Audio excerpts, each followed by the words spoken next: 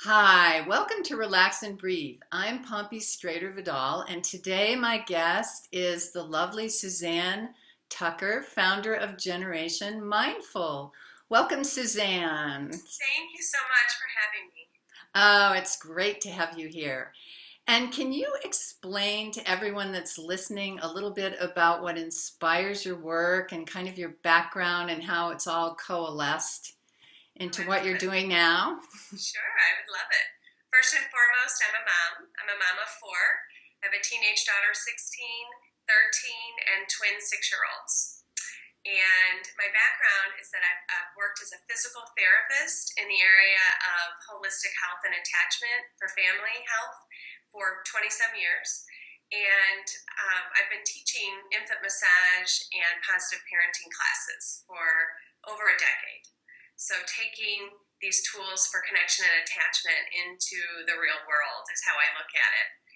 And why I'm here today, as I've been invited as a guest, is that recently I founded Generation Mindful. And it is a company that's taking it even more into our daily lives as parents, taking this idea of mindfulness and connection into little playful tools, right? Little games and playful ways to connect and be present and mindful with our kids. So, how it all comes together is really through life, through my life experiences, and the stopping points, the challenges I personally have had as a mom in creating connection and getting present. That's really the inspiration for Generation Mindful. Yeah, and I know we were talking a little bit before, and you mentioned the phrase connect before you correct. And having raised two teenage sons in Boulder, Colorado, I understand Yes. what you're talking about. Right. Right. I'm a big fan of real and practical. And I think that when I started my journey into motherhood, my biggest struggle was perfection, wanting to reach high, having these Right. high, I would say, unattainable goals. And though I was doing all the crunchy mama wonderful things, baby wearing, nursing, making my foods, and all these wonderful things, it was never enough. That feeling of being the hamster on the wheel. I was very present to that not enoughness in motherhood very early on. And I was also very present to the isolation, to feeling alone. And yet I am here in my hometown of St. Louis where I was raised. I have family around me. I have every reason to feel supported. And yet I struggled with that feeling of isolation and really just wanting to connect in a really authentic, real way to other moms. And this was 16 years ago, so you have to remember there was no Facebook. There weren't a lot of mom groups like moms have today. It was a different world. So there was a little bit, I think, more feeling of isolation back then. And all of this really is what has brought me to where I am today in the classes that I run, and really the inspiration for all of the products that we will have created and will create in Generation Mindful. It's about being enough, really, at the base root of it, and lowering the bar is what I find most of my parents need right away. It's that we're feeling stressed, right? Because of the circumstances of our lives, but really we're feeling stressed because of the goals we're creating for ourselves, and the bar that is so high we can't reach it. Yeah, in my work, I refer to that as the inner critic. And the inner critic does like to set the bar so high that it's impossible to live life without stress. Yes, it's true. It really is. And so I think the lifeline for me has always been mantras. So connect before I correct. It's a great tool I can go to in a moment of stress. And what I struggle with as a mom, and I tell all my classes, control, right? Wanting control, feeling out of control. So for me, the growth was not to control everything, but to be aware, oh, look at me, I'm feeling really out of control right now, right? And it's in that awareness that everything is possible.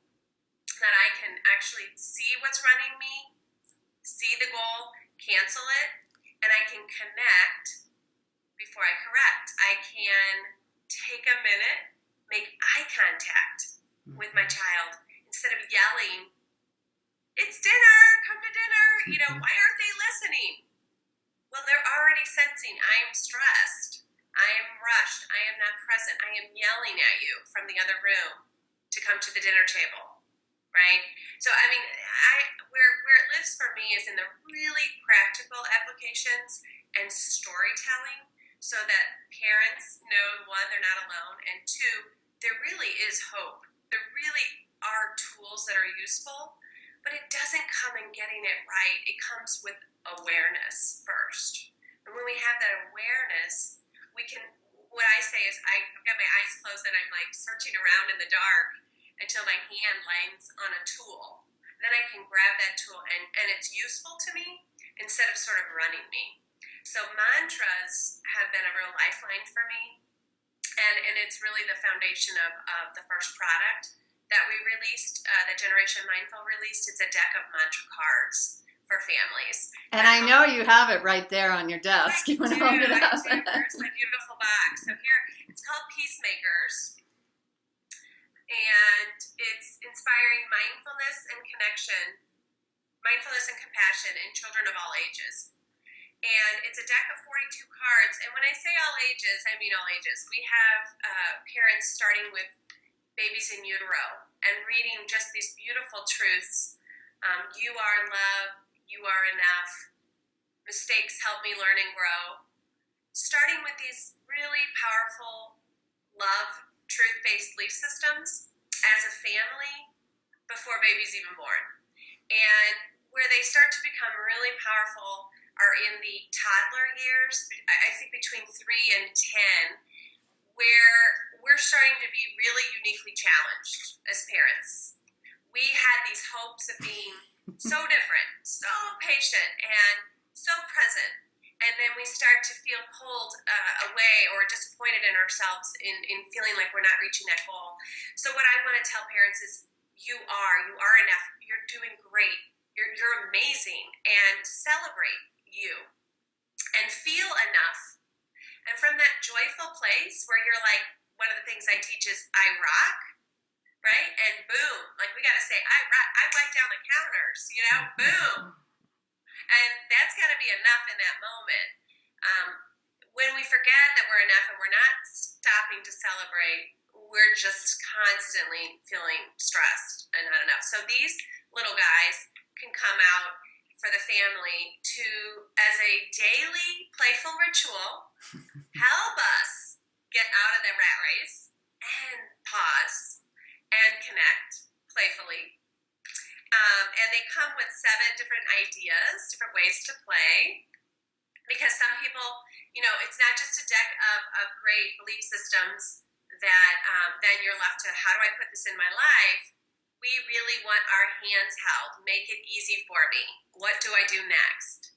So one of the ways parents love to play with these cards is just asking questions. Something so simple. And they do it, a lot of times they do it in the morning. Everyone in the family comes to breakfast, they pull a card, and they find that it sort of sets the course of the day. It sets their focus. And where we focus, we create. So if you pull a card that is Silly Fox, and he says, I'm silly, let's move and dance, then as a parent, and you're so serious, and you're so stressed, you sort of move out of the pressure, and you move into your playfulness for just that minute. And that can be all it takes to connect. And what I know as a mom is when I'm connected, my corrections, my directions, and my redirections, they come off much more enrolling, like let's get our shoes on, right? When I just did a silly dance with you and we just laughed and I'm looking in your eyes and maybe we just hugged and then we talk about getting our shoes on, there's a child on the other end that's much more enrolled in that idea than when I'm stressed and I'm yelling, get your shoes on for the 5th time from the other room, right? Yes, or you're putting them in the car without their shoes on. I have no problem with that. Yeah, one of the things I talk about a lot are boundaries, right? And it's really difficult for parents because we learn, okay, being playful is so important. Being connected is so important. That can sometimes run us. That can become the high bar. Then we're left with this meltdown or a child who's in a defiant place. And again, the power lies in our awareness of ourselves. What's going on in my body when my little guy says, no, right? No, maybe I get that. If what's running me in that moment looks like, oh, no, you don't say that to me, or that's disrespectful, or what if somebody heard you? What would they think about me as a parent? Those are the thoughts that create the goals, that create the stress, and they take us right out of our center.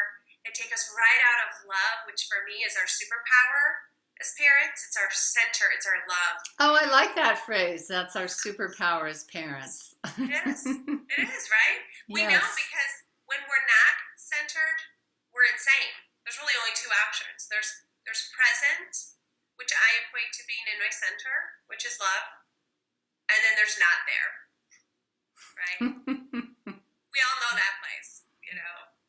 Well, and I think that's true because the whole process that you're describing, when people are beating themselves up with standards of perfection that are impossible, you're not in a place of loving yourself, so you cannot love your children from that place.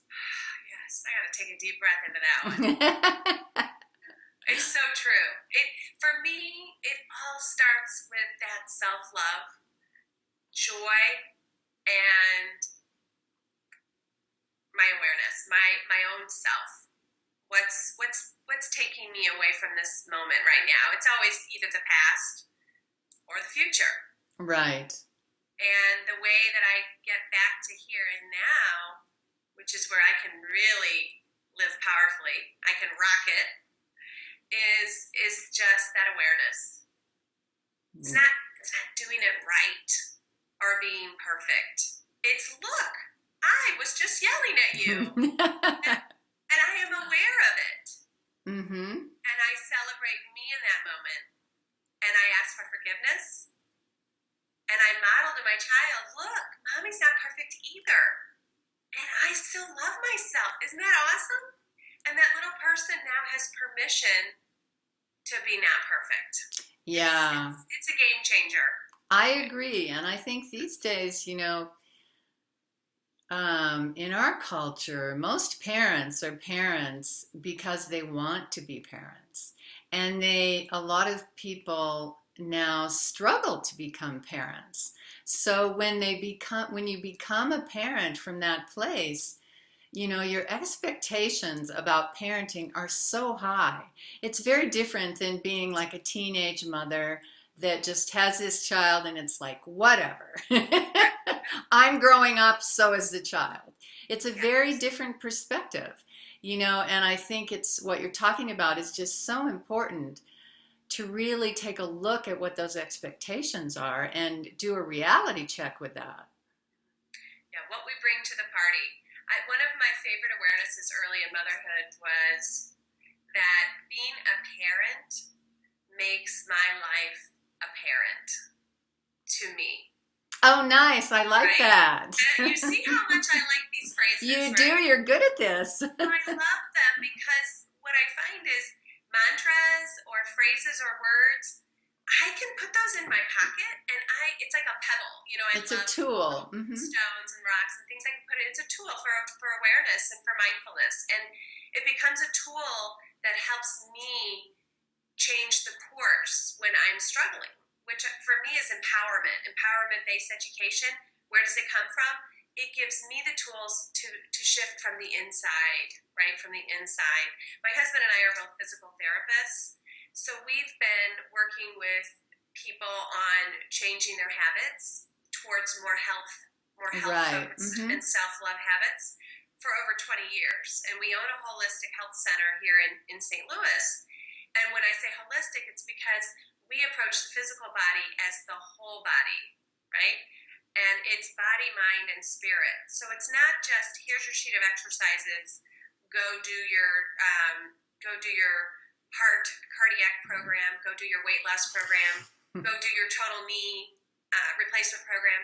No, first we have to start with what are my motivations, and how am I going to set some new habits in place, and how am I going to be inspired and accountable for those things, and how am I going to feel good about the small baby step changes I'm making so that I keep making more.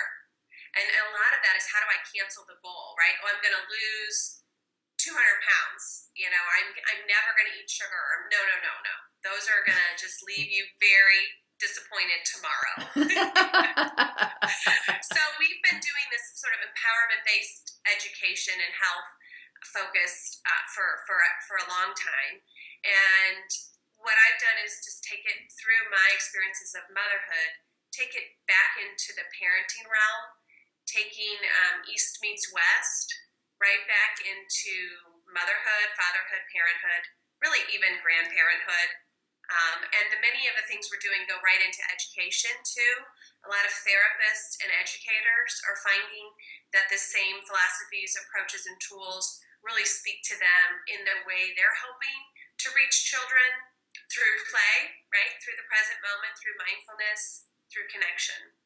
So that's the big idea, is to take it into homes and classrooms across the world, building emotional intelligence via connection, making that playful, making that fun. Yeah, because I was speaking to David G the other day, and we were talking about how important it is to make meditation fun, because he goes into the corporate environment a lot in the military, and he teaches people about meditation. And people tend to think of meditation as something serious. And so I love the fact, as someone that's practiced it since, as my kids like to say, the Stone Age, for 40 years. That's great. It was very fringe. And so I think it's great that everyone is taking these concepts and making them so much more accessible to people and useful for people and practical for people. Yes.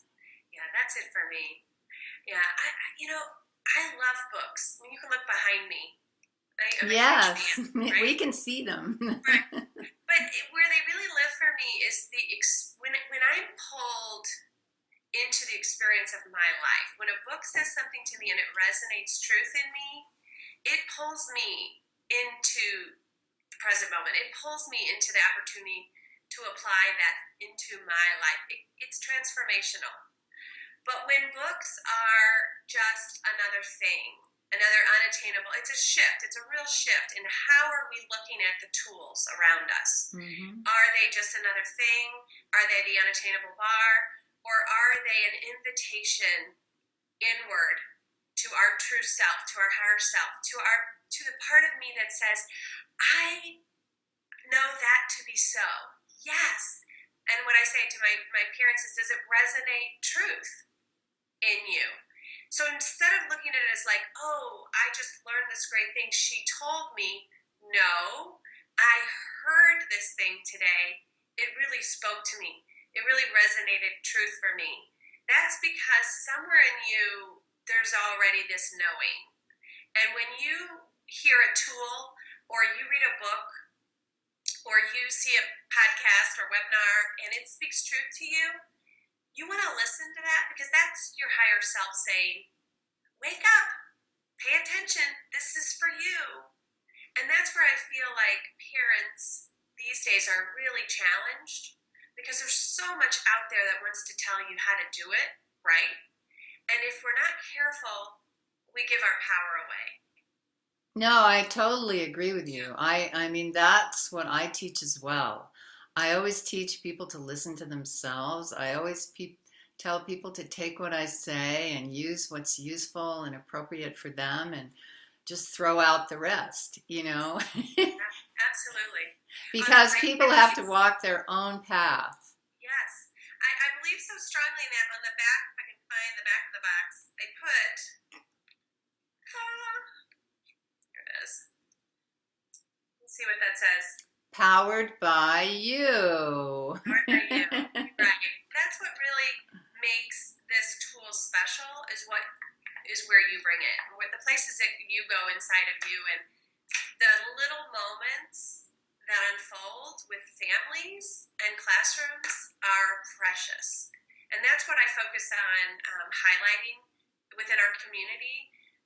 It's the little moments that we're creating with something so simple as a game, as a deck of cards.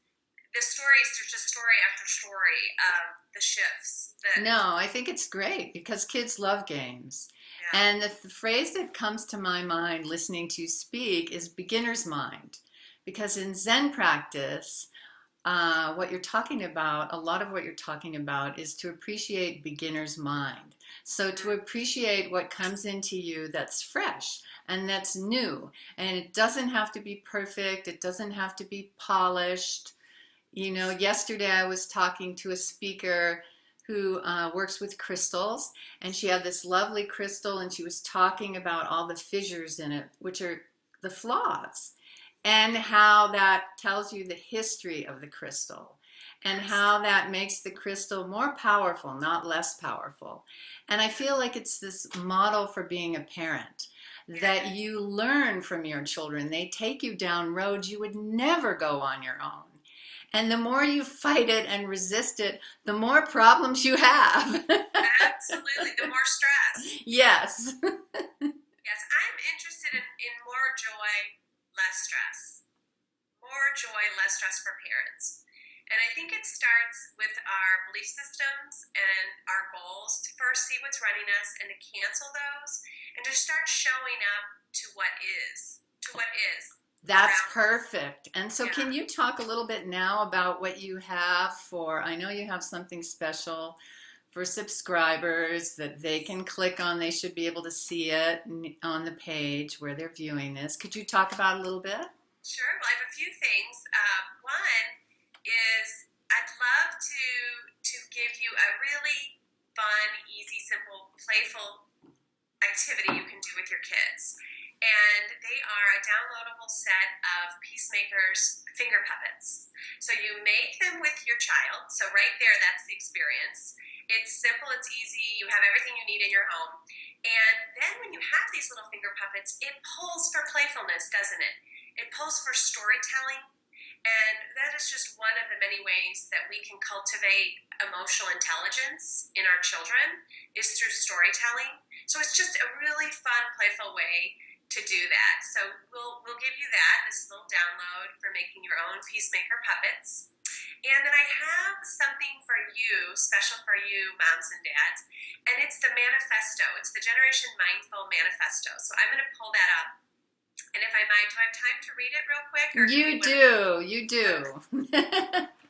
Because for me, I just want to hug you, and I want to let you know that you're enough, and you already are. Like, nothing else needs to happen. You just are. And to really lean into your superpower, which is your love, right? And in real practical ways, it can be one breath away. Just that, one breath, and there's your love again. And now you're super mom again. And you can deal with the pie that just dropped on the floor or whatever.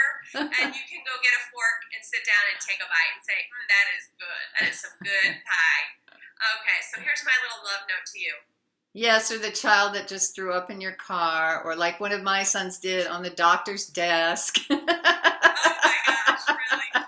That was a classic. His uncle is a doctor, so. How'd the doctor do on that one? You know, coped.